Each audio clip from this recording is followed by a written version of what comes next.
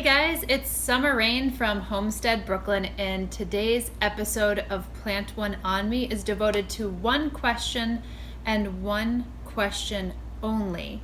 And it's from Alex Quinn, who says, by the way, I love this new series. Thank you, Alex. Can you go over some basic troubleshooting for common problems with houseplants like brown tips or dropping leaves? Wow. Okay, that is an excellent question. And I think that when we're in the house and we see our plants struggling or getting some brown tips or losing some of its bottom leaves, we're just kind of like always wondering what it means. And there's so many different types of plant problems, and I'm probably only going to get a tip of the iceberg here today, but I'm going to try to focus on some of the main ones, at least that I've seen in my own plants and in other people's plants.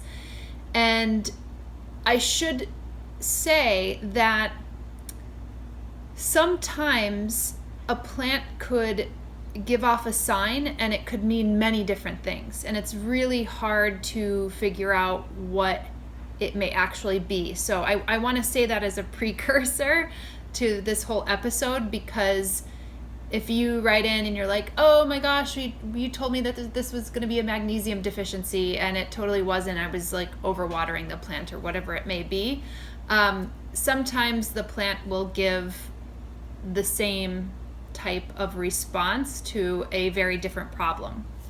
So I actually have a list of things so I don't forget any of the ones that I want to say, but let's just go over some of the, number one, let's go over, I think, one that we often see. So if a plant gets really droopy and it's no longer turgid and it's very flaccid, most of the time you'll probably know that it's because you didn't water it enough.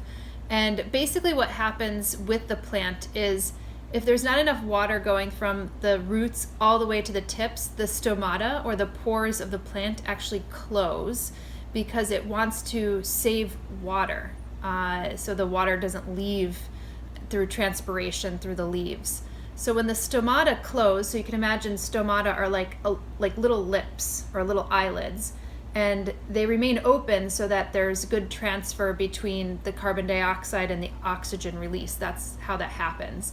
And when you don't water it enough, the stomata close like this, which means photosynthesis is not happening. So if you don't water your plant and it becomes flaccid, then the growth slows and photosynthesis is not actually happening with the plant. So the key to that is actually watering the plant. Now let's kind of take it to the opposite end of the spectrum, and you're overwatering the plant. So what happens when you overwater the plant? Now, if you take something like a succulent or a cacti, oftentimes, or even a telangia or a bromeliad, if you're overwatering the plant, it'll start to rot. Sometimes you'll see mold growing on it. It'll kind of like rot from the inside out. And also, if you have plants that likely aren't cacti or succulents, and the lower leaves are starting to fall off a little bit, and it just is like a really bare stem with some leaves on top, that also may mean that you're actually overwatering the plant and all the lower leaves are falling off. And the reason for that is because the roots, which are kind of like the brain of the plant, release an ethylene gas, and that's what makes it look like it's ripening and falling off. So ethylene gas, if you've ever wanted to ripen an avocado or a banana or whatever, you stick it in a paper bag with an apple, and the apple releases that ethylene gas, and that's what just basically quickens up ripening. So that's a little side tip if you want to know if you want to get that banana or that avocado ripened at a quicker rate. It's essentially also what's happening with the plant root, and it's telling the leaves to fall off. So those are two of, I would say it's probably the most common deficiencies, I guess, that you could see, whether it's water deficient or you're overwatering the plant. Now, if the old leaves of a plant, so generally the ones at the bottom, are starting to yellow at a much quicker rate during the growing season compared to the upper newer leaves. So again, you're like looking at something. I had a Maranta that was doing this before, where all the little leaves at the bottom, all the old leaves were just like, they were all getting too yellow too quickly. This usually means that it's nitrogen deficient. And when we start to think about deficiencies, especially in like the home environment, you know, there's not much happening in those plant containers. There's no leaves from the trees falling down. There's probably a lack of microorganisms. There is likely no mycorrhizal benefits happening within the roots. So it's really in this contained structure. So oftentimes the plant will take up its own nitrogen and phosphorus and potassium and sulfur and magnesium and all these other things from the soil. But then after your plant grows for years on end and it continues to grow, then that all of those mobile and immobile elements will not be available for the plant. So you're going to need to replenish that through fertilization or new soil or what have you. So again, if the bases of the leaves, which are the older leaves, are starting to get yellow at a very rapid rate during the growing season, not during the winter seasons, but during the growing season, and the leaves at top are still very green, then it's probably a nitrogen deficiency. Okay, so opposite of that, if the new leaves are turning yellow and the old leaves are still green, you probably have a sulfur deficiency. I think that's probably a little bit more uncommon. I haven't had a sulfur deficiency in my house, I don't think, but it could be a possibility. What else? Oh yes, interveinal chlorosis. So this is kind of a fancy term, but it is as it sounds. So this is between the veins are actually yellowing, but the veins are still green. And the thing is, this can mean a lot of different things for that particular plant. So let's just say that you're fertilizing at a very high rate with that particular plant. It could mean that there is phosphorus toxicity happening with that plant.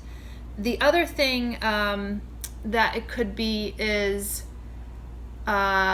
too much or too little, like iron or manganese or zinc, which may not possibly be that situation. But and the other thing is that if you have it in too alkaline soil and it wants to be more acidic. So some plants, I'm trying to think of some off the top of my head, like blueberries or whatever. If you had like a blueberry bush on your patio or whatever, or even outdoors, if it's starting to get interveinal chlorosis, then chances are that it wants a much more acidic environment. And you could check your soil pH. You could get kits online or on Amazon. You could send your soil, if you want, away to try to figure out, you know, what the makeup is and also what the pH is.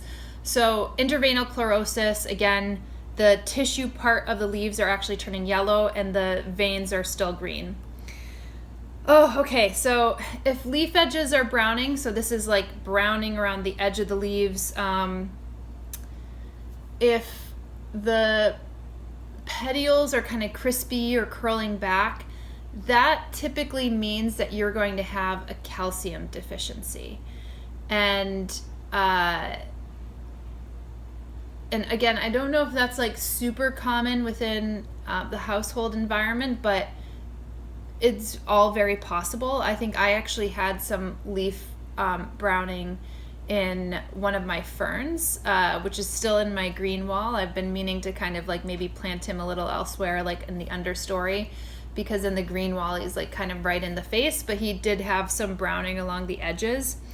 If your leaf tips are brown, it again could mean a lot of different things. It could mean that you're not properly watering the plant, but it also could mean that there's too much chlorine in the water, which is actually not uncommon. So I have a water filter on my hose that I spray my plants with, but chlorine can be a problem in, I think, certain water, depending on what you're doing. And then there's another one that I actually end up, one of my monsteras, unfortunately, has a little bit of this orange kind of tinge on the leaf. And that was from a contaminated jasmine that I had, which had rust. So rust is actually a fungus. It's very mobile. It's very hard to get rid of. I know some people use like a baking soda spray, which I had used and kind of fell off the horse on that one because rust. I mean, a lot of times I know people will just probably like compost their plant or get it away from the rest of the plants because it can be very mobile. I still have my monstera in there and it has a little bit of rust, so I do a little bit of a baking soda spray, but not as frequently probably as I need to, and it really doesn't cure it from rust. And I think that if you had rust growing on your like blackberries or your raspberries or your black caps outside, then an arborist would probably say remove those completely and make sure that all of the stuff around it is removed as well, because it is very difficult to get rid of. Let me try to see what else. I'm trying to think of what, oh yes. If your plants are way up close against a south-facing window, let's say, and the leaves are starting to bleach, this is, or basically bleaching, turning like a little bit yellow or white, chances are you're just completely overloading the chloroplasts with sun. You might have a situation where you have a lot of leaves and then you cut those back, and then the ones a little bit further away all of a sudden get bleached really quickly because they just couldn't deal with the amount of sun. So oftentimes you could either move the plant back, or you could put like a shade up as well. Gosh, what else? Okay, this is specifically for calatheas and marantas and tinanthes. If they start to curl, the leaves start to curl on the ends, it basically means that it's trying to protect itself from the sun. So I would also move that back away. And again, this is just a different kind of response that a plant has from a different family of plants. So not all plants could curl up and protect their leaves from transpiration or from sun. So you will kind of see different responses for each. Succulents and cacti can also get too much sun. So if you see a lot of the color starting to be taken away from them, then you're going to want to, again, move them back slightly from the sun, but not completely. Same thing with spider plants. So you'll notice that if you don't give them enough water and they're in full sun, that makes the water disappear pretty quickly, and they do like sun. But you would want to give them water back because they start to lose their color and vigor. I mean, it's pretty uncanny how much color that they actually lose so quickly. So I think that really covers underwatering, overwatering, and a lot of the main plant deficiencies. I also went through rust. I mean, this is going to be a long episode, but I might as well go through bugs because people do have insect problems, and I will do a deeper dive into insects. It might take me a while, but I will do a deeper dive into insects on homesteadbrooklyn.com. Wait for it. But okay, so bugs. So mealybugs, I think I talked a little bit about these before, but these are like white cottony insects that are in they're scales, they're called, even though it doesn't look like a scale. So there's a brown scale and there's mealybugs, and these plants, these bugs actually suck the juices out. So if you notice like a little brown kind of bump on your plants, you could scrape it off with your fingernail, or if you notice a like cottony white insect, usually in the crotches or in the crevices of the plants, it's typically mealybugs and scale. And you could actually get a Q-tip with hydrogen peroxide and scrape them off, Or I like to use integrated pest management. Yes, in the home, I use some green lacewings so you could release those. Spider mites. Spider mites generally come when it's very dry and the plant is stressed, and they proliferate quite readily. So again, I'm a purist. I don't spray anything that would be an insecticide into my house. So I use green lacewings. I release those green lacewings.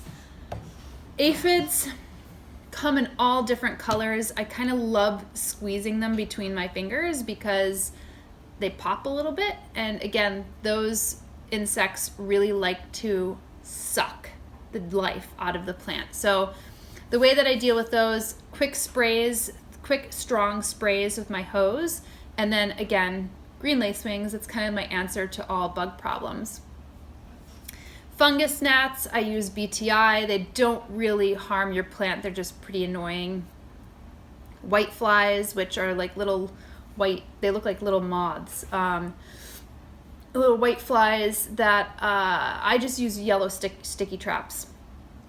That's kind of what I do for white flies. And I'm trying to think of what else. I think that's pretty much it. Gosh, I went through a lot. I will probably do a post on this if I could get to it on homesteadbrooklyn.com so you could refer to everything that I've said. But again, underwatering, overwatering, nitrogen deficiency, sulfur deficiency, calcium deficiency, chlorine toxicity, and rust, and a bunch of the bugs. That's what we went through. So I think that those are some things that you could kind of signs that you could look out for when it comes to your plants. And I hope this is very helpful. Keep all of your questions coming. You could follow me on Homestead Brooklyn on Instagram. Make sure you subscribe here to the channel if you're loving these Q&As. And reach out to me on Twitter, on Facebook, and also here you could write your questions underneath the videos. So thanks again, guys. Bye.